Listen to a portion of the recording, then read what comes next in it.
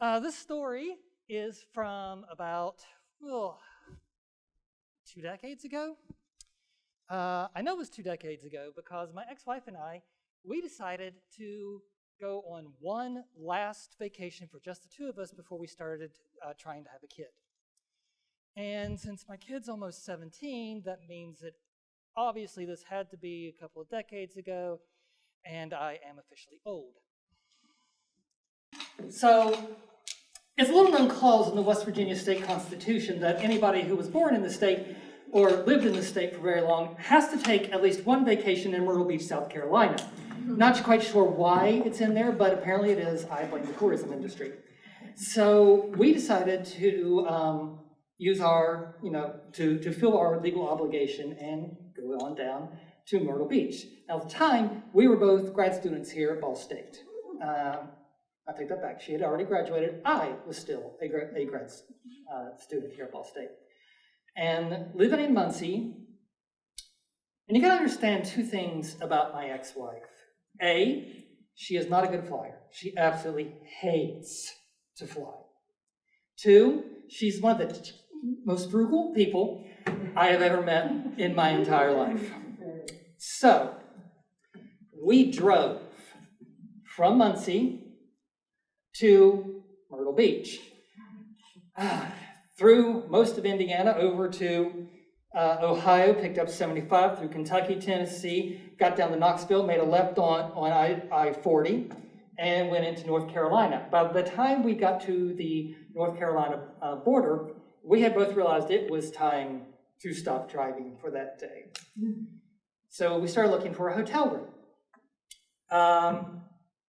If you're not familiar with this area, I-40 at the border between Tennessee and North Carolina is Asheville, North Carolina, home of the Biltmore Estate and various recreation areas. And it's a tourist trap, is what I'm trying to say. So we stopped at a hotel that had vacancy. My ex-wife went inside, Sarah went inside. And when she came back out, she's like, nope, too much. Remember, frugal. So we went to the next one, and the next one, and I swear we stopped at 5 different hotels, and she would not book the room in any of them. So we continued down 40 until we saw a hand-painted billboard for the Heaven's View Motel. There is a big difference between a hotel and a motel if you're not familiar. So we get off, she said, let's try that place. I was like, okay. So get off, and at the end of the exit, there's another big hand-painted billboard, Heaven's View Motel, that way. So we went that way. And we drive a little bit further, and then there's another hand-painted billboard sign that says, Heaven's View, that way. Confused, we got a little closer and looked around, and sure enough, there was an unlit, unlined, blacktop driveway, single lane, that went straight up the hill. Strike that, straight up the mountain. We're around Asheville, obviously. No cutbacks, no switchbacks, nothing to break the grade, just straight up the side of the hill. Get up to the end of this nice blacktop, and we enter a parking lot that is, I think was once completely concrete, but now it's mainly gravel with a few concrete patches left here and there. It was so old. The motel itself was one of those 1950s era, single-story, 2 doors together every so often, the kind of thing. We've got a couple here in Muncie. You see them wherever you go. But this one had its cinder block walls painted pink, like plastic flamingo pink, like the kind of pink that makes Pepto-Bismol look dim. So we pull up to the office, and you can look through. There was a partially glass door, with big door with a big window. Look through the window and you can see that the inside the office was about 5 feet and then a really sturdy looking door and one of those 2-inch thick plexiglass with little holes drilled in it so you can talk through it. A security office is what this was. And Sarah was there. And she was there a little bit longer. And she was there a little bit longer. And then she comes bounding out with a spring in her step that can only be seen among the frugal who have got themselves a really good deal. So it was room 8. We go down to room 8, park and go inside. First thing you notice when you open the door was the scent of 20-year-old cigarette smoke. Yes. And then you go inside and I looked around and I realized if you're on like Instagram or maybe with Photoshop and you put on a sepia filter and you turn it down to about 10%, everything looked exactly like that. Just everything was slightly yellow. And then I looked to my left and there was a television. Now this was the 2000s, remind you. But this television was one of those old CRT ray tube, 20-inch diagonal and 30 inches out the back to make room for the giant tube. Real old-fashioned television. Probably weighed like 50 pounds. It was huge, even though it only had a 20-inch screen. But I wouldn't know how much it actually weighed because attached to that television was a chain. And I don't mean like your typical little chain that you might see in security things. No, this was one of those, like the links were like 1.5 inches long and was forged out of 1/4-inch steel pipe and attached to the wall through a U-bolt, but there was no lock. It was like they chained it up and put the U-bolt in and then put the U-bolt into the wall itself. This is the kind of chain that you only see at military bases and construction sites with explosives.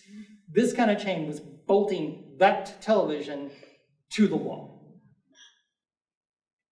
Okay, so go in the restroom. And close the door, and I notice that there are women's names and phone numbers that have been etched into the door jamb. And it was obvious that somebody had painted them over, and then somebody else came back and put them back in. And I turned around and I saw the bathtub, a pink plastic bathtub, pink that matched the brightness of the hotel itself. And on this, I knew it was plastic, because on this tub were cigarette burns, perfectly round cigarette burns along the edge. And then there was one that was elongated. And I'm like, and it finally dawned on me. Somebody had set their cigarette down while they were soaking, and it burned all the way up and melted the bathtub as it did so. At this point, I thought, nope, everything's coming inside. So I went back out to the car. I pulled in our luggage. I pulled in our snacks, our beach gear. I pulled in that jack because I was leaving nothing to chance for this. So once I was done, exhausted from a day's travel, exhausted for lifting all that stuff, I could climb in bed, fine. Very comfortable, actually. It was actually quite comfortable. And we go to sleep until about 3:28 a.m. when from the adjoining room, we hear people yelling at each other. Just screaming, incoherent, and then someone opens the door and slams it and starts, and you can hear them stomping away, and the next person comes out, and they open the door, and they yell, "You owe me $50!" I didn't sleep well the rest of the night. But the next morning, we get up, and and we pack everything back up, and we're headed back down. And Sarah says, "It wasn't that bad. There had to be something you liked about it." It's like, well, sardonically, at least the sheets were clean. Well, what do you mean, well? Well, when I first turned down the sheets, I noticed on your pillow that there was like, well, you could see like eyeshadow, like blue eyeshadow, and then like lipstick on it. So I turned your pillow over. Amazingly, we stayed married another 5 years after that. But she was never allowed to pick a hotel again. Now, I know some of you are thinking, what the hell does this have to do with being trans? Nothing. Because I knew in a lot of these places, and a lot of these things, we tell the stories that a lot of people want to hear about being trans. We want to hear about the trauma. And don't get me wrong, it is very important that we talk about the trauma. It is very important that we talk about all the stuff that we have to put up with. It is important to quote the statistics, to talk about the fear, to talk about, the learning of yourself. But it's also important to remember that trans people are more than being trans. Personally, I think being trans is the most boring thing about me. And it's like, what's it like being trans? What's it like being cis? Yeah, exactly. Nothing. It's like no one knows how to answer that. I don't know how to answer what it's like being trans. I know what it's like to answer being me. I know what it's like to have my life. And my life is more than the trauma other people want to put on me. There is joy. There is happiness. There is so much more to life than having to deal with other people's crap. So tonight, I wanted to talk more about my joy than their hate.